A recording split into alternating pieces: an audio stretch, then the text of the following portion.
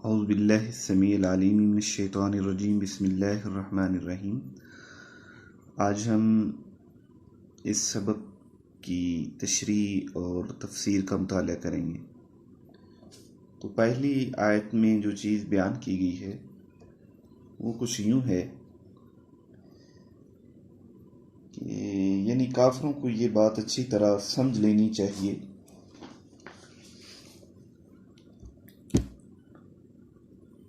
कि इनका झूठ, दगा, मकरो फरेब, अय्यारी, मक्कारी और इनकी साजिशें इस्लाम का रास्ता रोकने में कभी कामयाब ना हो सकेंगी। इस आयत के मुखातिब भी यहूद मदीना और मुनाफिकीन हैं, जो हर वक्त मुसलमानों को ज़ेर करने की तदबीर सोचते रहते थे और एक दूसरे के हमराज बने रहते थे। दूसरी आयत में अल्लाह ताला ने इरशाद फरमाया है वइद्दू लहुम मस्ततातुम मिन कुव्वा में, यानी मुसलमानों को आम हालात के अलावा किसी गद्दार मुआहिद के हंगामी हमले का मुकाबला करने के लिए भी हर वक्त तैयार रहना चाहिए और जहां तक मुमकिन हो सके असला जंग मुहैया रखना चाहिए, यानी उनके पास सामान हो लड़ाई का।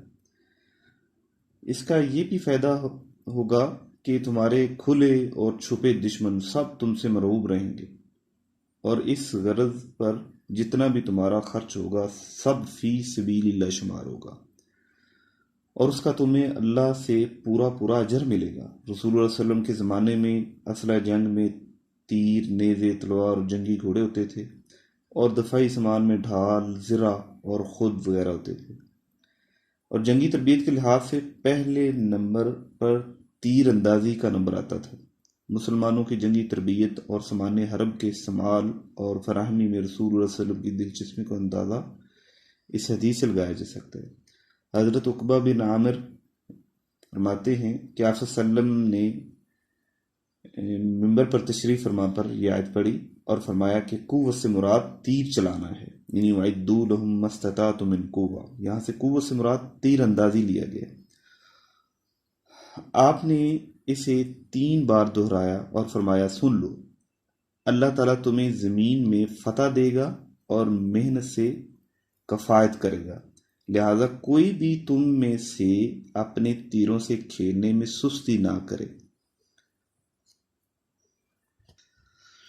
मगर आज तीरों तलवार का ज़माना नहीं बल्कि कलाशनकोफों और मिसाइलों, बम्बों का ज़माना है। लिहाजा आज मुसलमानों को इन जदीद आलात से पूरी तरह आगाह और इनके इस्तेमाल करने की तरबियत होनी चाहिए।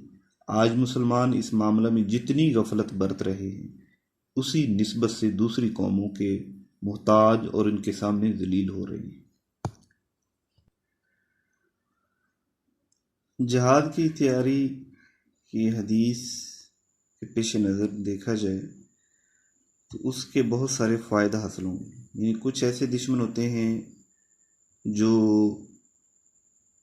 सामने होते हैं और कुछ फंसे पुश्त होते हैं जो सामने नहीं आते, जिनको हम नहीं जानते बल्कि अल्लाह ताला जानते हैं। तो अल्लाह ताला ने फरमाया कि इस तैयारी से उनके ऊपर तुम्हारी धाक बैठी रहेगी और इस सिलसिले में जो कुछ तुम खर्च करोगे वो तुम्हें पूरा पूरा लुटा दिया जाएगा, उसका तुम्हें बहुत अजर मिलेगा। अगली आयत है वह इन जनाहु लिस्सल्म फजनह लहा। इस आयत मुबारक में फरमाया गया कि जो कौम भी मुसलमानों से सुलह या मुआहदा अमन के लिए पेशकदमी या पेशकश करे तो मुसलमानों को ये ना सोचना चाहिए कि मुमकिन है ये लोग किसी ज़ाती मुसलहत के लिए या किसी मुनासिब मौका के इंतज़ार के लिए ऐसा कर रहे हैं और जब इन्हें मौका मैसर आएगा तो वो मुसलमानों से फ़रेब और दगाबाजी करेंगे, बल्कि दलेर होकर और अल्लाह पर भरोसा रखते हुए इनकी इस पेशकश को कबूल कर लेना चाहिए। रहा इनकी नीयत का फतूर तो वो अल्लाह को सब कुछ मालूम है। ऐसी सूरत में अल्लाह यकीनन उन लोगों की मदद करेगा जो सुलह और अमन के लिए हर वक्त तैयार रहते हैं और अपने मुआहिदा को पूरा करने की हर मुमकिन कोशिश करते हैं। इस आयत से मालूम होता है कि इस्लाम एक अमन पसंद दीन है और इसी का ही पैगंबर है। अगली आयत है वइन यरू वइन युरीदु अन यखदऊका। इस आयत मुबारका में अल्लाह ताला ने इरशाद फरमाया है, यानी अमन का मुआहदा करने वाले लोग यहूद पहले भी जब कभी अहद शिकनी और गद्दारी के मुर्तकिब हुए तो अल्लाह ने ख़ुद भी आपकी मदद फरमाई और बज़ाहिर मुसलमानों के ज़रिए से भी आपको ये तईद हासिल हो चुकी। आइंदा भी अगर कोई माहिद कौम गद्दारी की नीयत से आपसे मुआहदा करेगी तो अल्लाह फिर आपकी उसी तरह मदद फरमाएगा जिस तरह पहले कर चुका है। अगली आयत है वअल्लफ़ बैन कुलूबिहिम।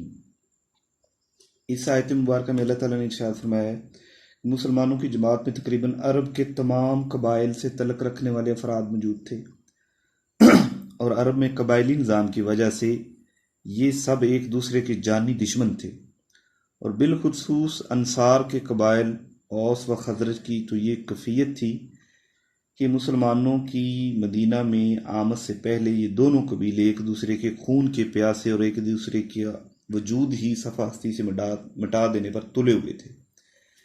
ये महज अल्लाह ही का फजल व करम है कि सिर्फ 2-3 साल के अरसे में इनके दिलों में ऐसी मोहब्बत पैदा कर दी कि आज वो हकीकी भाइयों से बढ़कर एक दूसरे के